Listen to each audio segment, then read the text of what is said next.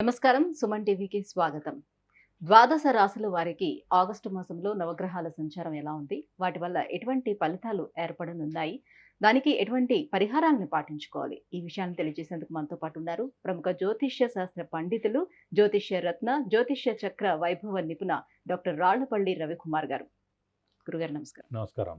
గురుగారు, ఈ ఆగస్టు మాసంలో ద్వాదశ రాశులకి ఎలా ఉండబోతుందో తెలుసుకునే ముందు నవగ్రహాల సంచారం ఏ రకంగా ఉందో తెలియజేస్తారా? తప్పకుండా. శరదిందు సమాకారే పరబ్రహ్మ స్వరూపిణి వాసరాపీఠ నిలయే సరస్వతి నమోస్తుతే.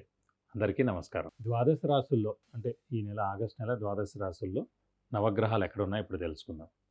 ముందుగా సూర్యుడు వచ్చేసి మనకి స్వస్థానమైన సింహరాశిలో ఉంటారు. అలాగే బుధుడు కూడా సింహరాశిలో ఉన్నారు. అలాగే శుక్రుడు కూడా ఈ నెల అంతా కూడా మనకి సింహరాశిలో ఉంటారు. అలాగే కుజుడు వచ్చి మనకి వృషభ రాశిలో ఉంటారు. గురువు వచ్చేసి మనకి వృషభ రాశిలో ఉంటారు. అలాగే శని స్వస్థానమైన కుంభరాశిలో ఉంటారు. అలాగే రాహు వచ్చి మనకి మీన రాశిలో ఉంటారు. ఇక కేతు వచ్చేసి మనకి కన్యా రాశిలో ఉంటారు. ఇవి ఈ నవగ్రహాలు ద్వాదశ రాశుల్లో ఈ నెలలు కూడా ఈ స్థానాల్లో ఉంటారు. గురుగారు, ధనుసు రాశి వారికి ఆగస్టు మాసం ఎలా ఉంటుంది? ధనుసు రాశి అనగానే మనకి మూల 1, 2, 3, 4 పాదాలు, పూర్వాషాఢ 1, 2, 3, 4 పాదాలు, ఉత్తరాషాఢ 1 పాదం. ఈ నక్షత్రాల సమూహం మనకి ధనుసు రాశిలోకి వస్తుంది. వీరికి ప్రస్తుతం శని బలం పరిపూర్ణంగా ఉంది. ఎందుకంటే తృతీయ స్థానంలో స్వస్థానంలో చాలా బాగున్నాడు కాబట్టి తృతీయ అంటే జనాల సహాయ సహకారాలు, అలాగే రైటింగ్ స్కిల్స్, కమ్యూనికేషన్ స్కిల్స్ ఇవన్నీ కూడా చాలా బాగుంటాయి. వీరికి చాలా ముక్కుసూటిగా కూడా ఉంటారు వీళ్ళు. సో అందుకే శత్రువులు కూడా ఎక్కువగా ఉంటారు, ఏడుపులు ఎక్కువగా ఉంటాయి. శత్రువులు ఎక్కువగా ఉన్న కారణం అంటే ముఖ్యంగా ముక్కుసూటిగా ఉండడం. సో వీళ్ళు బాణం ఎక్కువ పెట్టినట్టమాట. సో ఆ బాణం మళ్ళీ వెనక్కి రాదు ఒకసారి వదిలితే కనుక. అలాగే వీళ్ళకి అనాలని ఏమి ఉండదు. సో అలా అనుకోకుండా వస్తుంది అంతే. అంటే వాళ్ళకి ఏది అనిపిస్తే అది అనేస్తారు. మనసులో అయితే ఏముండదు, ఇలాగే అనాలి, ఇలాగే చేయాలి, వీళ్ళందరినీ ఇలా నవ్వులు పాలు చేయాలి, అందరి పనులు అని ఏముండదు. అనుకోకుండా సడన్గా వస్తుంది, కానీ కరెక్ట్ మాటే వస్తుంది. సో అలాంటివి చాలామందికి నచ్చదు. డైరెక్ట్గా మీరు ఒకరికొకరు ఉన్నప్పుడు పర్లేదు, కానీ అందరిలో ఉన్నప్పుడు అలా నచ్చదు. సో నెక్స్ట్ వచ్చేసి వీళ్ళకి ముఖ్యంగా రాహుకేతుల బలం కూడా పరిపూర్ణంగా బాగానే ఉన్నట్టు. ఎందుకంటే చతుర్థంలో రాహు, దశమంలో కేతు పర్వాలేదు, అంత నష్టం ఏం చేకూర్చరు.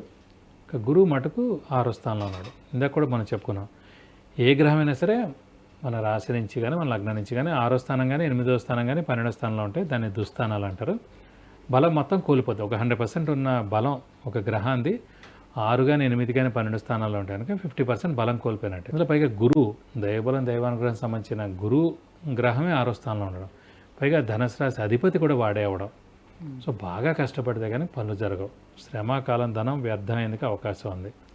రావాల్సిన బాకీలు ఆలస్యం అవుతాయి.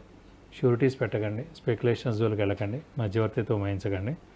వ్యాపారస్తులు కూడా సక్సెస్ తక్కువగా ఉంటుంది వ్యాపారస్తుల ప్రస్తుతం. ఎందుకంటే పెట్టుబడులు ఎక్కువగా పెట్టేశారు, నష్టాలు ఎక్కువగా వస్తున్నాయి. అలాగే అప్పులు కూడా ఎక్కువగా తెచ్చారు, అప్పులు ఎక్కువగా ఇచ్చారు కూడా. కాబట్టి ఆచితూచి మెలిగి జాగ్రత్తగా వ్యాపారం చేసుకోండి. ఏడాది అంతా బాగా చేసుకుంటే నెక్స్ట్ ఏడాది గురుబలం వస్తుంది కాబట్టి అప్పటి నుంచి బాగుంటుంది. కొత్త వ్యాపారం మటుకు స్టార్ట్ చేయకండి, ఎక్స్పెన్షన్ జోలికి వెళ్ళకండి, అప్పులు ఎక్కువ చేయకండి, క్రెడిట్స్ ఎక్కువ ఇవ్వకండి. సో వీరికి కాస్త గురుబలం తక్కువ ఉంది. సో కాస్త అని కూడా చెప్పలేమేమో, 100% తక్కువగా ఉంది అనుకో. గురుబలం తక్కువగా ఉంది కాబట్టి మరి ఈ ఏడాదంతా లేదంటే ఈ మాసం అంతా సో ఎలాంటి విషయాలు జోలికి వెళ్లకుండా ఉంటే మంచిది?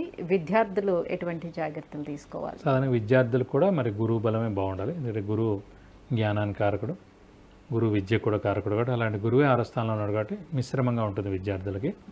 అలాగే ఆర్థికమైన విషయాల్లో జాగ్రత్తగా ఉండాలి. ఎందుకంటే ఆర్థికాన్ని చూసినప్పుడు కూడా గురువుని బట్టే చూస్తాం. సో గురువే 6వ స్థానంలో ఉన్నాడు కాబట్టి ఆర్థికంగా చాలా బాగుండదు ధనుసు రాశి వాళ్ళకి.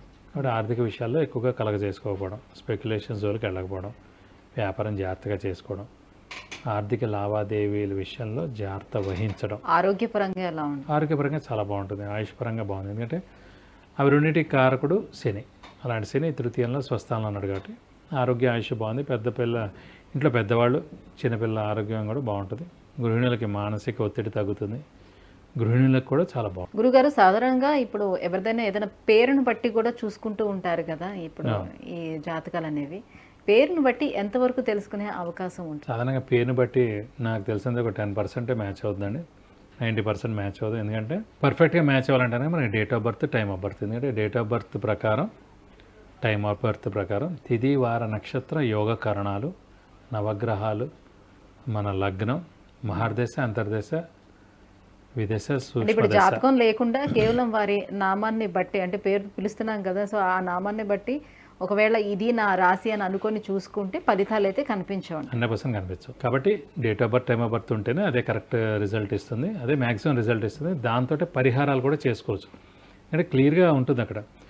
ఈ లగ్నం నుంచి ఈ స్థానాధిపతి అక్కడ నీచలో ఉన్నాడు, లేదంటే 6, 8, 12 స్థానాలు కాబట్టి ఈ రోజు ఉపవాసం ఉండాలి, ఈ దేవుణ్ణి ఆరాధించాలి, ఈ ఉంగరం పెట్టుకోవాలి, ఈ గ్రహానికి జపం చేయించి ఈ ఐటెం దానం ఇవ్వాలి, ఈ దేవుణ్ణి పూజించాలి అని క్లియర్గా కనిపించేదే date of birth, time of birth ప్రకారం మనకి రెమెడీ కనిపిస్తుంది.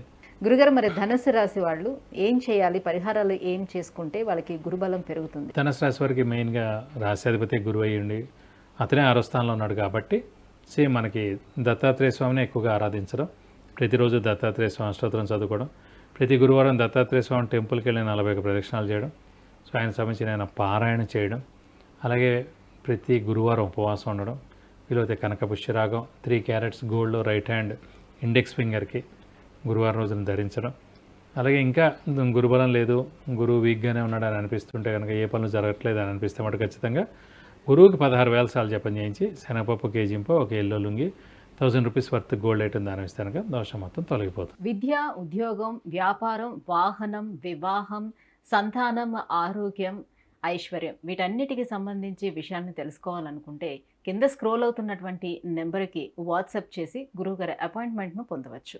గురుగారు, ధనుసు రాశి వారికి ఆగస్టు మాసం అంతా కూడా ఏ రకంగా ఉండబోతుంది, గ్రహాలు ఎటువంటి ఫలితాన్ని ఇస్తున్నాయి, ఈ విషయాలన్నీ తెలియజేసినందుకు ధన్యవాదాలు. నమస్కారం.